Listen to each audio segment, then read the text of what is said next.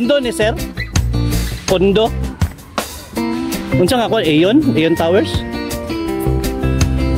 Aeon din? Aeon Blue. Mo din Aeon Blue. Oo po siya sa Aeon Towers yapon. Assignment. Ako rin nagkuha. Wala na siya ka-floor. Ano ba lang ka-floor na? Lain man ko dito, no?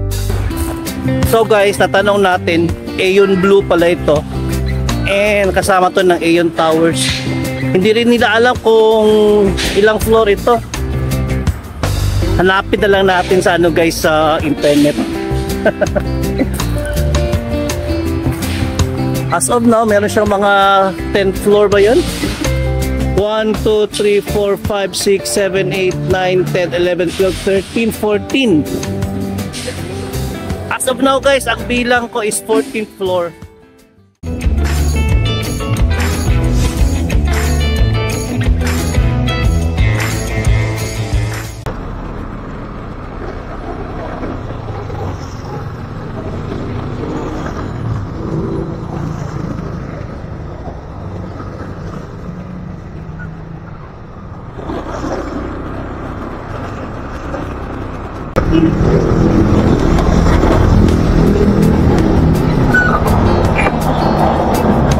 Good morning guys, narito tayo ngayon sa Bakaka Road.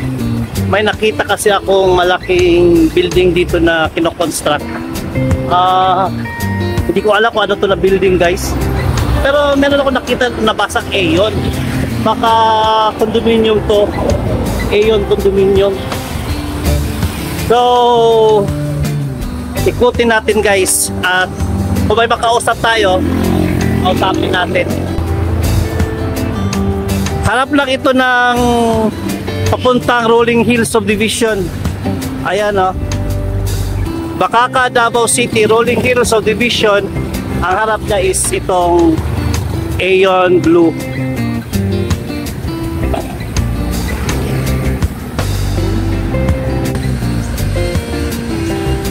This is the Bakaka Road. Papunta ng ano, diversion doon.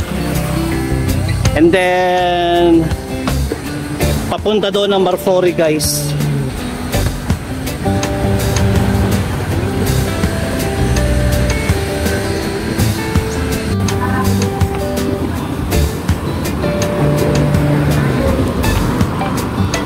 Boss, pila ni ka floor?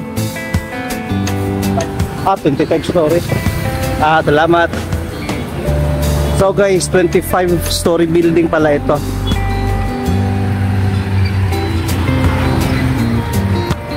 I don't think so napapasukin tayo dito, pero kukuhaan na lang natin sa loob.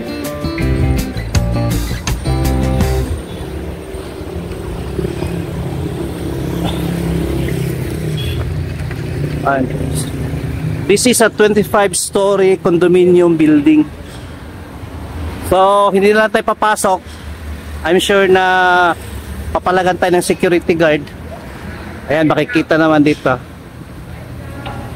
Dire lang ko, Chip.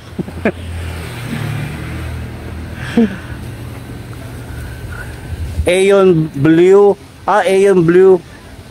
BLEU. Aeon Blue.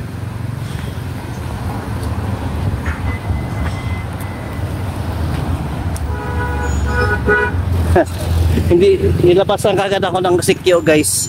Nakita ako.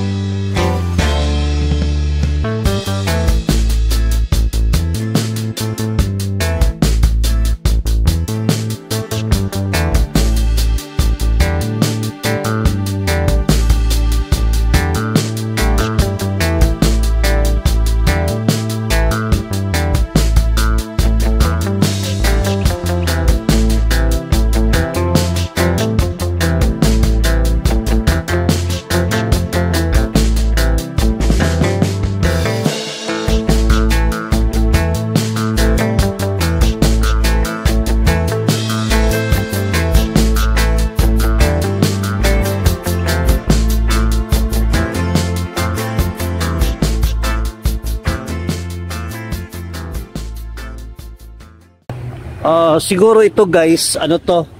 Parking space. Hindi lang ako sure ha. Maganda pagkagawa nila kasi nagamit nila yung sa mababa oh. Ayun.